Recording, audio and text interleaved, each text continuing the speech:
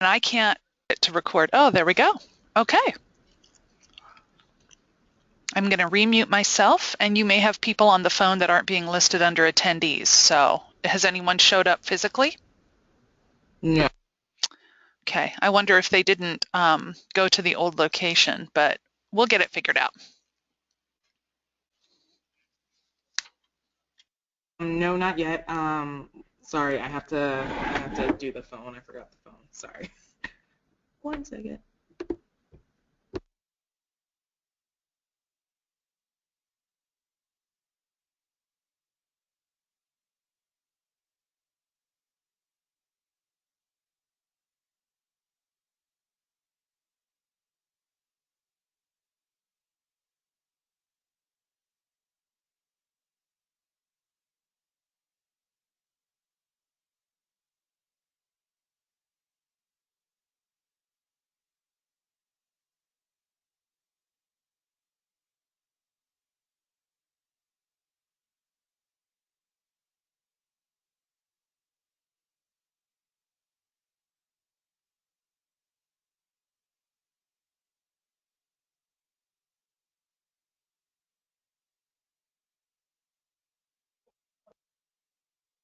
Hello.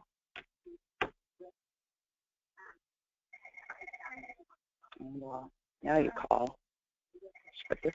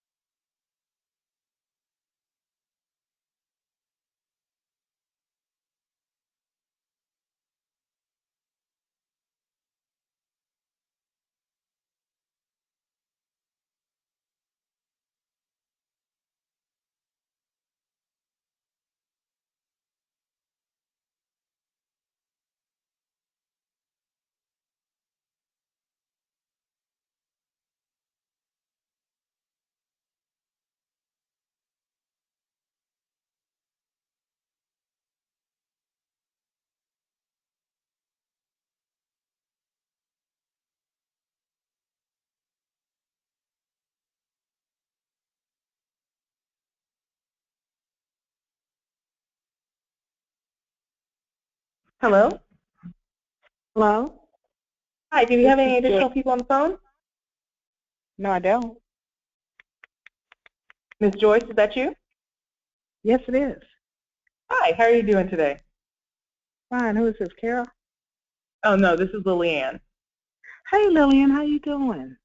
I'm doing well. I'm trying to make sure everyone's connected right now to the audio. Oh, So if you can give me 1 second, I have a couple people on the GoToMeeting that I can't hear right now. Can everyone hear me right now? I can hear you. Okay, perfect. So, hi everyone. So, if you're currently in the meeting, if you can just tell me your name so I can know how many people are here, we can start from there and then proceed on to today's agenda. So I know. Okay. So who's here today? Hello.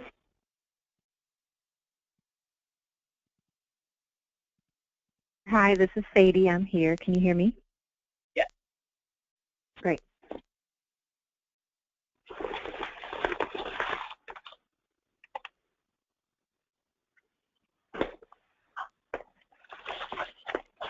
Is there anyone else?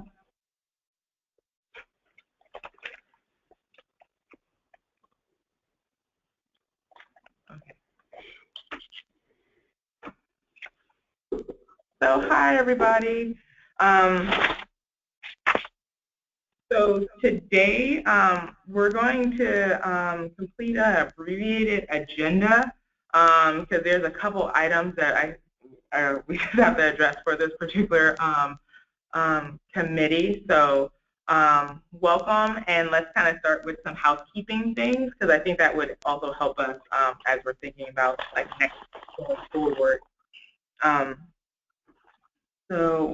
Just first things first, I have been receiving a few emails concerning the time and like the particular day of the week for this particular meeting. And who knew that the first Tuesday of every month would be so busy?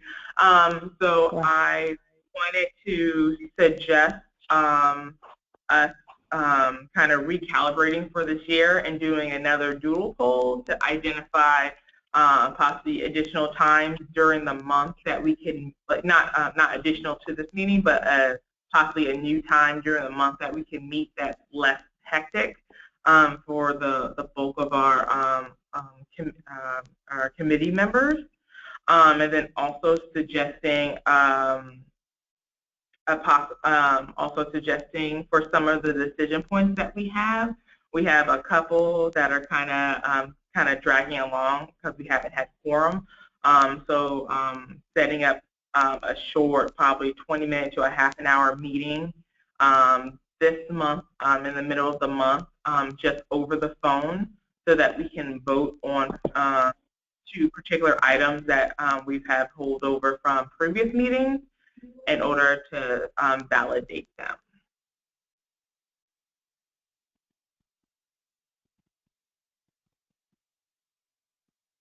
Any questions? Hello. Hi. Hi, it's Carol. Hi, Carol. How are you doing? Hi, I'm good. My 9 o'clock meeting got canceled, so here I am. Hi. We're completing an abbreviated agenda for today because we have less than 5 people here. So we were talking about our meeting time. I've been receiving a few emails concerning kind of the particular day and the week of the month, because I guess the first week of every month is pretty busy for our committee members. Committee members. So I was suggesting us sending out an additional another doodle poll to identify possibly a kind of better date and time slot. Right. And then identifying a time, sending out a poll to identify a time for this month where we can have like a phone call so that we can vote on a few items that's been, outstanding for validation from the committee. That sounds good to me. Lillian, this is Joyce. Can we do a roll call to see who all is a part of this meeting? Yes, that's perfectly fine. So this is Lillian Green. I'm here, staff member from the ELD. This is Joyce Harris from Education Northwest. Sadie Feibel from Latino Network. Sorry. That's okay. Rochelle Hibbard at Peninsula.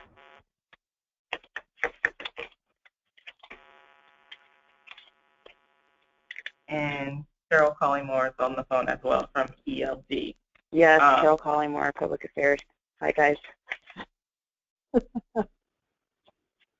So we have a short roster today. So again, I think, Jeff, in order to kind of recalibrate for the year, because I believe everyone kind of got their new schedules or things have shifted since the last time we did our poll back in, I think, September. I think this would be a great time to kind of send out a new one so that we can identify possibly a new date or day and time for this particular meeting.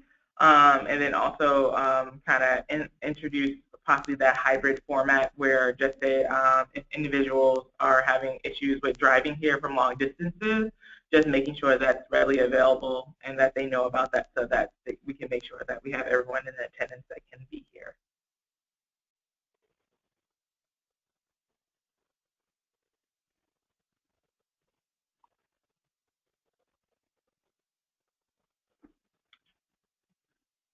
Okay. Any questions or concerns about that? I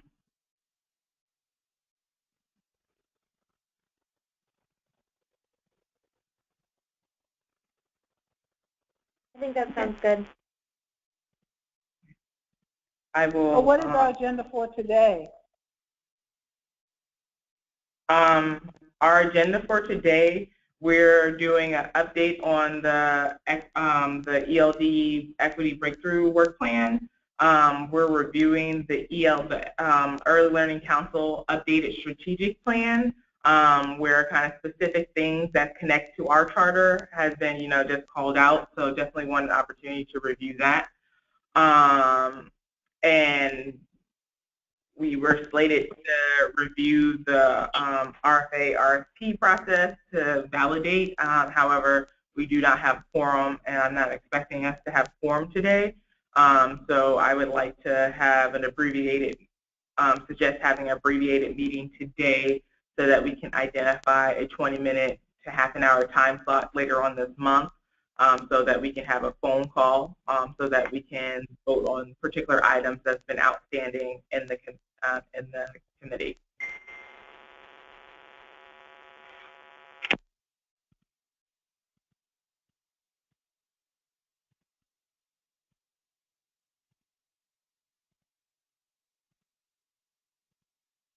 Okay. The first work session that's been tagged for today has been for the update on the Early Learning Division Equity Breakthrough Work Plan update. So there's been a lot of exciting things happening in the ELD concerning the equity breakthrough work. So we completed all 4 plans, and they have been sequenced. So we kind of put all those 4 plans together, and we have, we put all the 4 plans together. Now we're at the point of identifying, we identified team leads, and now we're identifying task leads, which are individuals throughout the early learning division, and also our external partners to start implementing the plan that we have in place. So we're super excited about that, and we've been working on messaging to firstly talk to, our internal colleagues about the work that's been happening and the next steps, and then also thinking about how are we communicating this process to our external partners. We had a great meeting yesterday with Carol concerning our communication plan, and at this point in time, at the end of this month, February 22nd, we're going to be holding a kickoff event with the 30 staff members that have been initially identified to complete tasks in order to move us closer to completing some of those foundational pieces that's going to help the organization really embody being an equitable organization. So that's really exciting. And at the end of this month, we're going to be sending out, or end of this week, we're going to be sending out our invitations to our internal staff and external partners, and then holding a kickoff event at the end of February, so that the first week of March, we can start executing the plans that we have in place. Hello.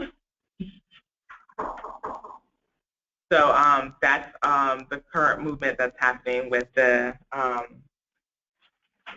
ELD with our equity breakthrough work. So again, we're super excited to kind of see from spring of 2015, when the council kind of approved the equity subcommittee report, to us completing our self-assessment to the point that we are right now.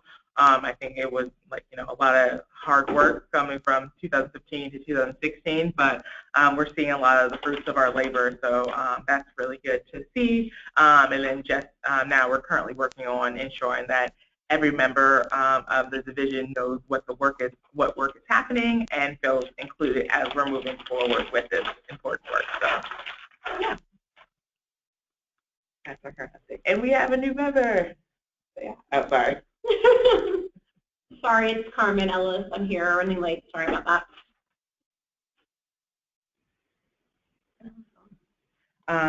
We have Rochelle, Sadie, and Joyce, and Carol. So just to get you caught up, I suggested us having an abbreviated format for today due to the fact that we don't have quorum and we're not going to have quorum. Yeah.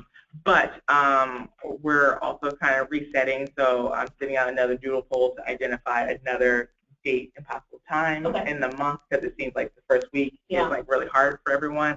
And then also, like, because we're abbreviating this meeting, identifying maybe a 20-minute, 30-minute phone call meeting that we can have so that we can vote on outstanding items. Because I was able to talk with Alyssa, and she stated that as long as we go through public meeting law and post it and include a link so other individuals and public can hear, then we're perfectly fine. Okay, great. So that's where we're at.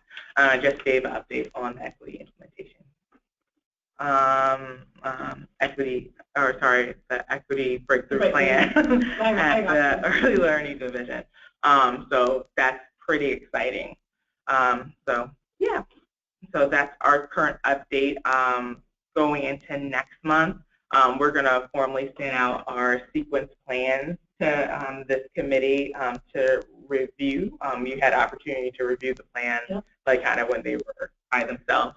So once everything is sequenced, we're going to submit that to this committee as well. So that's where we're currently at. The next item that's on our agenda today is having an opportunity to review the updated ELC strategic ELC council meeting. They formally adopted their updated plan. So I also emailed the document out to everyone as well on the phone. So if you're by computer, you can access it there. And if not, I can also kind of just read out and walk through it. So specifically, work concerning creating an equitable early learning system has been called out heavily within this document. It's about a 7-page document with I believe 4 particular goals, and underneath each of those goals are kind of subtasks.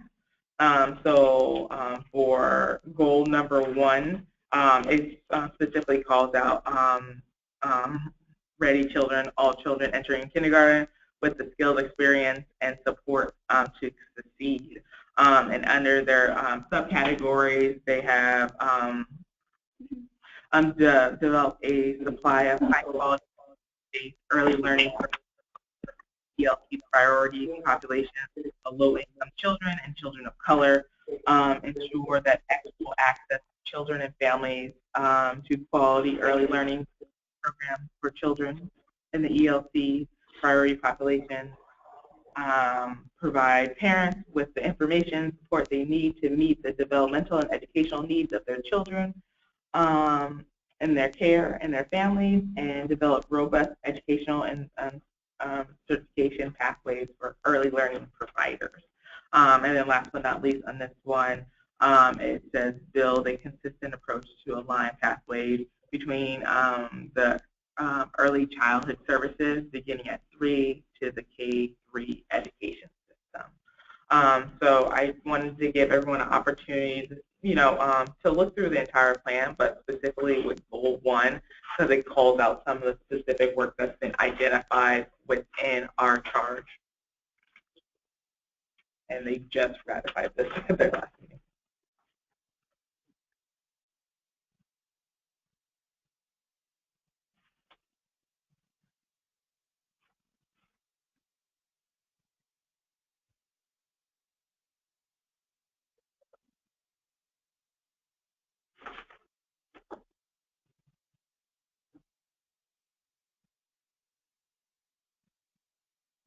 So, Lillian, this is Joyce. So this is the final yes. early learning system plan. This is available to the public now? This is available to the public, and they just adopted it during their January meeting, so like a couple of days ago. Okay. The reason why I asked is because I'm on the early learning, early childhood resource team for House Bill 2016, and we have a meeting coming up on Friday, and Megan will be there, so I'm quite sure this is something that she's actually making a presentation, so she'll probably present this, or at least reference it. Okay. Lillian, I have a question about the metrics. I don't know if you're ready to speak to this. I know this just came out. But in the last bullet point, the increase, the 33%, or by 33%, the number of children who have these three things, how is that being measured?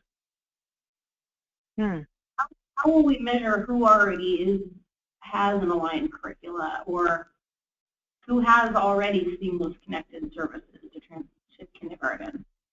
And I think that's, I feel like that's a measure that they're going to have to build out, because again, for the kindergarten partner and innovation grant that's been going out, a lot of work has been kind of like what's the bridge? Right. So I feel like they're like, kind of identifying like what is that bridge, so then we can measure it from there. So maybe that's part of the work of the measuring success committee is to come up with those measurements, measure what we have now to create a baseline, and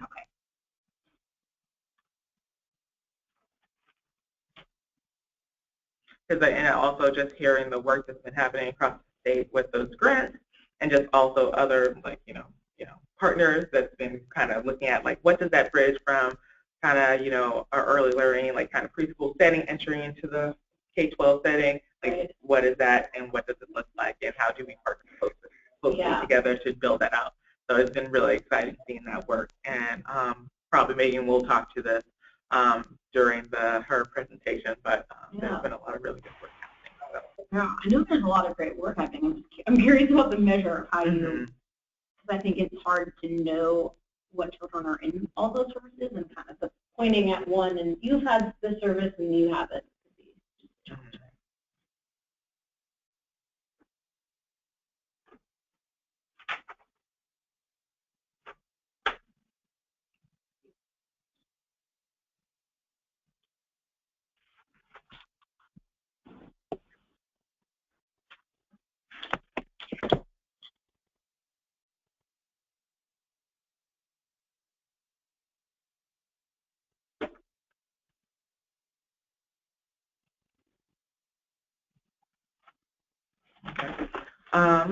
So after you have an opportunity to look at goal number 1, goal number 4 is also an area in which we're called out on as well. Goal number 4 is the Early Learning Council is accountable / accessible to its constituents. So this one, for the success metric, they identified 20% increase in stakeholder opportunities to give feedback and inform early learning policies through the Early Learning Council, increase hub and provider understanding of focused population as measured, and then they have sub-bullet points, implementation of recommendations resulting from evaluation of equity strategies and progress programs and hubs, and self-reported, I guess, to us of the equity toolkit by 100% of the hubs. So underneath their category or subcategories, they have ensure implementation of equity lens across the ELC's work, and they have identified 7 particular tactics in order to make that happen. Lillian, this is Joyce. It's just a little typo issue. That second bullet, it should say use instead of us. Yeah. I'm looking at it and trying to report it up. So they adopted it, but don't distribute it, obviously. Right, right.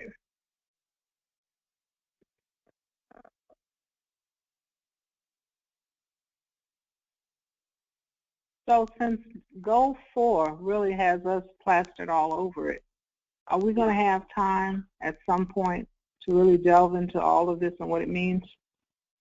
Yes. So our not today, yeah. right? No. Okay.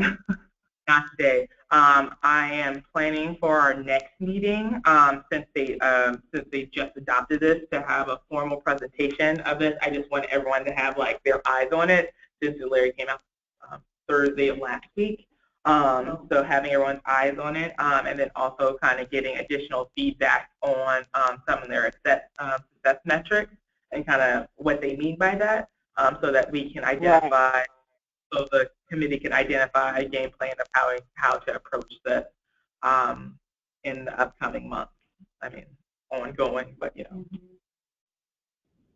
Okay, great.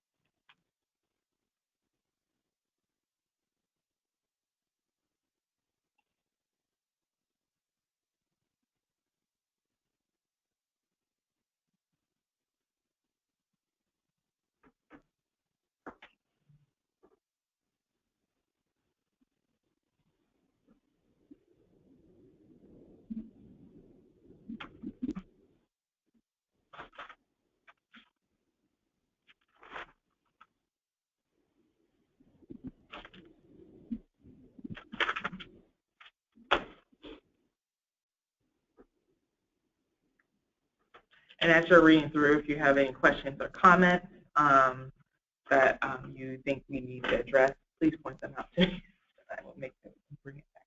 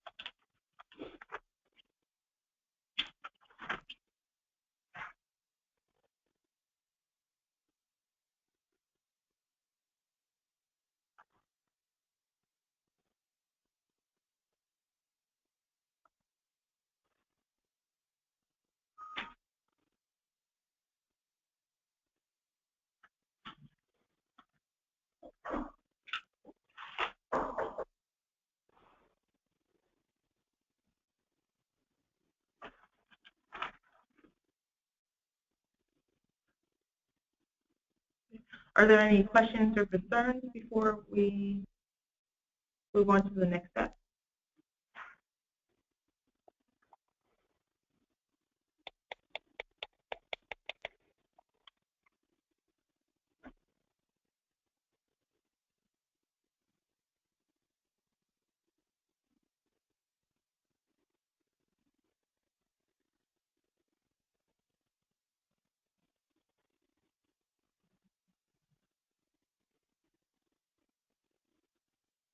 I'm ready to move on.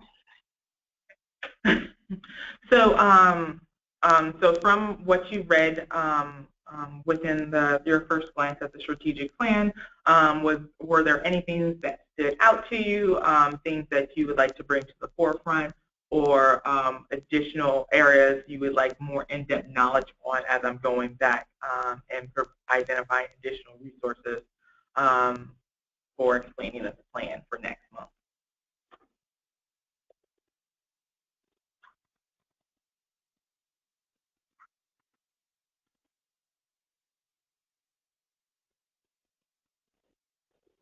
I have a question about one of the issues that's come up lately is trying to understand how many children are being, who are minorities or are low income, are being served by child care providers in a particular area. And since we can, so far we have, a way of, we know who all the child providers are theoretically, so we can find out from them what how they identify ethnically or what their income might be, if that's something they're willing to share. But in terms of identifying the children that are being served by them, that's more of a challenge. Is there any conversation about how if that's something we need to figure out how to do, to identify where those children are and where they're receiving services, or? I definitely think that is a conversation at hand, because again, like as we're looking at like identifying like demographic information, or in number 4, like data is like called out heavily in order for us to kind of identify like these service areas or target populations. Kind of like, do we know where the children are at? Where they are, Yeah, do we know where they are? And I think that figuring out a way of for particular programs, like we have access to that information. However, when we get as we get to like child care providers, and just say like home-based care, we don't have access to demographic information on like every child within those programs. So I think that's definitely a conversation of figuring out what would be the tool or the data collection system that would have to be really robust in order to make that happen. So I think we're all very interested in figuring out how to do it, and also identify and then how do we collect that information, because that would be a very heavy lift. It's a really heavy lift.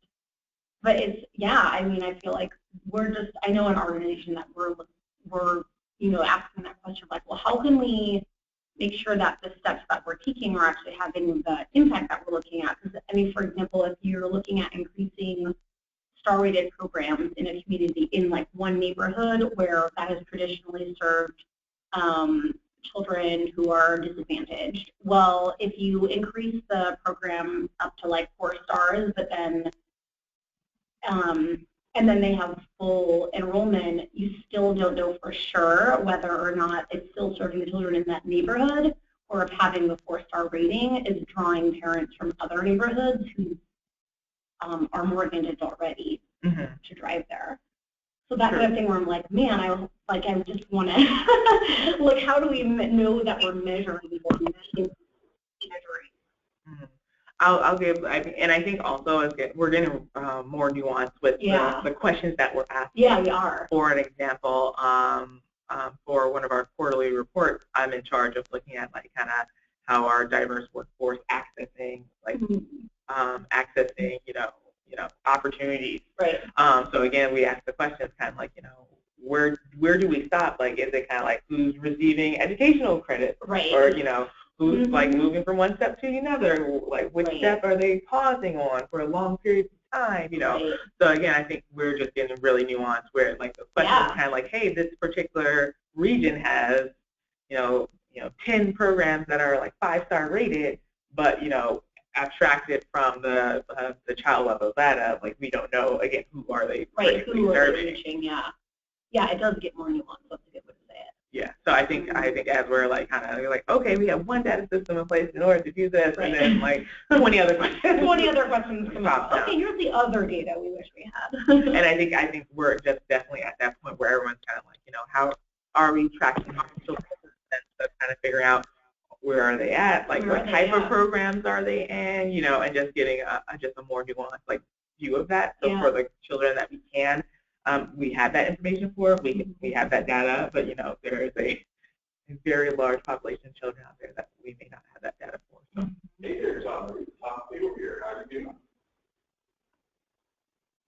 Any other additional points that you would like me to find information on? I will also send this out in an email so that I can kind of have that same request to the larger group to see if there's any additional things that they would like me to bring forward during my formal presentation.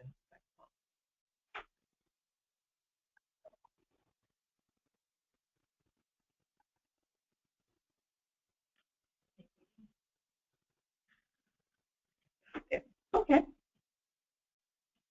So thank you so much. Again, I'll send out that email so that we can have just a continued conversation on like the areas of focus that you'd like me to bring forth during that formal meeting, and then also identifying just like fleshing this out more with the creators and following up on a couple of questions that I have concerning our role and how they would like us to, embed ourselves. Because again, definitely a lot of exciting work and loving seeing the focus that the Early Learning Council has placed us on with the work that we're currently doing in our within our committee. I guess for me, Sorry I had to step out on you, but I had, all these conflicts. The weather messed me up. It was a standing meeting I had that they had to cancel, and they rescheduled it for this morning. So I am very sorry. Oh. That's okay. That's okay. I just had one, I guess my kind of standing question is always like, what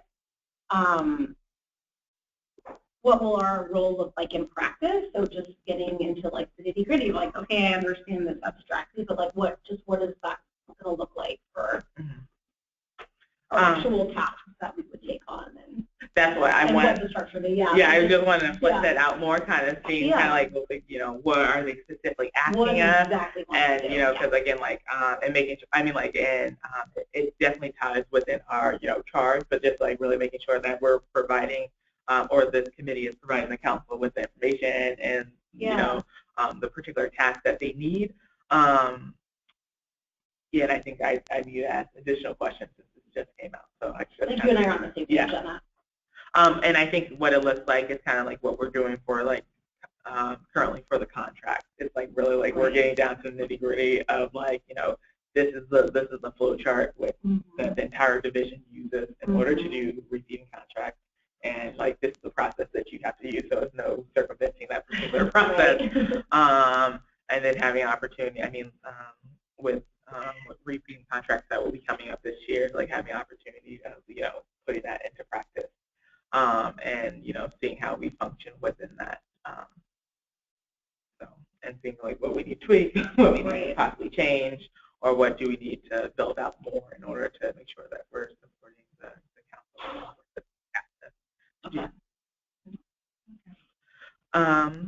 Ms. Joyce, I know you stepped out for a moment. I was just asking everyone if there are any additional items that or topics you would like me to do additional research on or find additional information on with as I'm prepping to do my formal presentation over the strategic plan next month. At this point, I don't. I need to, if I think of anything else before tomorrow, I'll email it to you. I'll send out an email as well to elicit any responses from additional committee members around this as well. So, Okay, great. I'm sorry I started talking.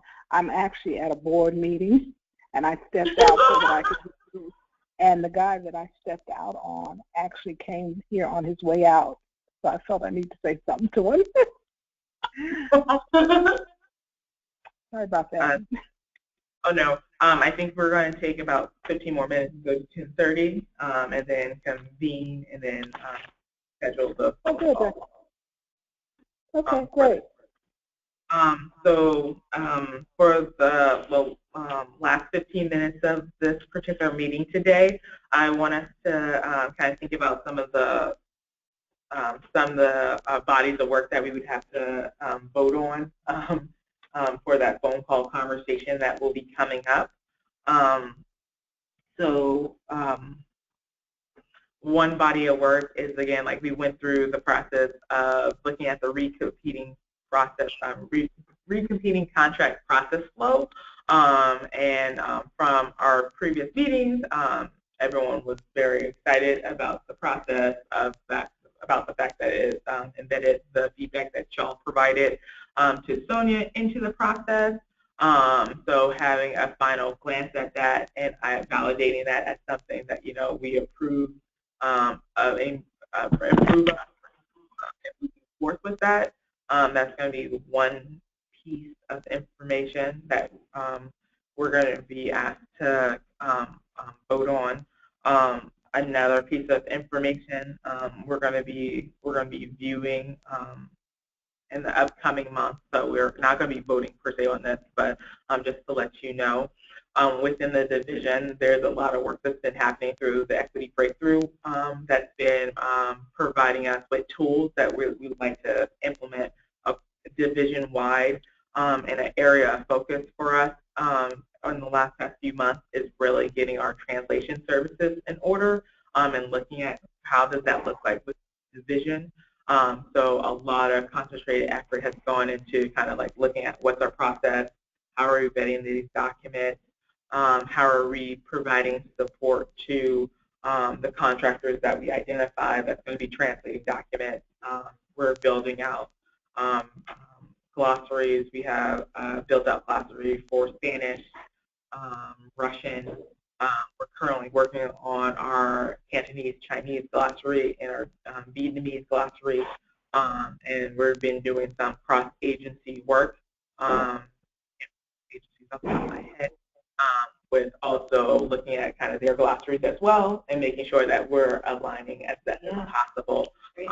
So again, like I mean, they're not every agency across the state, but you know, the agencies I guess that they've been working with kind of when they started really thinking about like what would it mean, what does it look like to integrate like two glossaries together, and how do we do that effectively? Yeah. That sounds like a long meeting. Oh yeah, I think the meetings to discuss which definition is the right one. Yeah. Yeah, or kind of just like if we have kind of 4 different like kind of words, like do they mean different things? And if so, then we need to make sure we're using them for the right purpose. So with that being all said, and great props to Annie within our division. She's been doing a lot of, she's one of my fellow colleagues, staff member, and she's been doing a lot of work to kind of get this all together to look at that framework. So I've been really excited kind of to see that work, and it's currently in draft stages, but I definitely wanted us to have a peek at it, because point any additional thoughts or feedback, and the division is really excited to have opportunity to share work with this committee and kind of get feedback. So I've been getting a lot of requests. So this is one of the requests that I received from a staff member that would like to showcase work. So hopefully helps us streamline our process and just produce better translation for the communities which we're serving across the state. So that's really exciting, and really looking at how that has shifted people's planning process of like kind of the standard alignment work. Like we know we have to add like 2 months to translate it, and then before we send it out with the goal of releasing simultaneous translation. So everyone's been working really hard to like have these things in place in order to do this, so that we can release all the translations at one time. So that'll be a great tool for the. I'm just thinking about training though, for people who are doing training of childcare providers, to have all of the terms already available for them with like the established meaning of which one is which. Is that something that is really time consuming for an individual? Yeah. When they're preparing a training. Yeah. So and then and then also like just like within early learning, there's certain particular phrases that we say that's kind of like you're really weird when you translate them. Right. So it's kind of like, okay, if we're gonna have a weird translation, like let's normalize it. Like let's normalize it, or try to make it less. I know this is not text language, but presenting it in a way that's gonna really be clear to the audience that we're presenting to, and it's not going to be kind of jumping all over the place with like kind of particular terms. There's nuances to language. You can't change that, but with some of these like identified terms within the field, like if we can kind of identify like what we're calling it, and then what's the definition to that, then we can have just more success across the board when we're translating and building it out, like whatever, if anyone's doing training or presentations and stuff like that. So that's been really exciting. But so those are those are going to be like the big pieces that are coming up for us, and then for that phone call in the middle of the month, and then like coming to our next meeting, one, having a formal presentation on the strategic plan, looking at what we built out for the repeating contract process. So there was that list of like kind of 10 areas or 8 to 10 areas where we're going to be embedding ourselves. So fleshing out that more, it's taken us longer than we expected to do that process. So I'm sorry that that wasn't complete for this meeting, but we want to present that during the upcoming our March meeting, kind of with that fleshed out. And then also during that March meeting, we're going to be identifying the next priority that we want to work on, because we've been focusing a lot on the contracting piece. Right. And again, we're still going to be focusing on that in the sense of we're going to the next stage of validating the process, and then looking at, you know, what's going to possibly be the upcoming contracts that we're going to be looking at through the recompeting process. So that conversation will probably be starting up soon.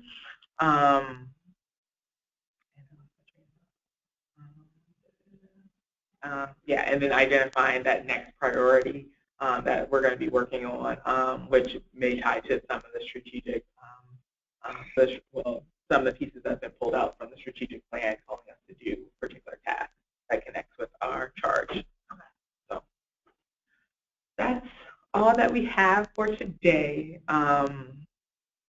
Thank you, everyone, so much for committing time and being here. I know some of y'all are here at all, like almost all of these meetings, and I truly appreciate that.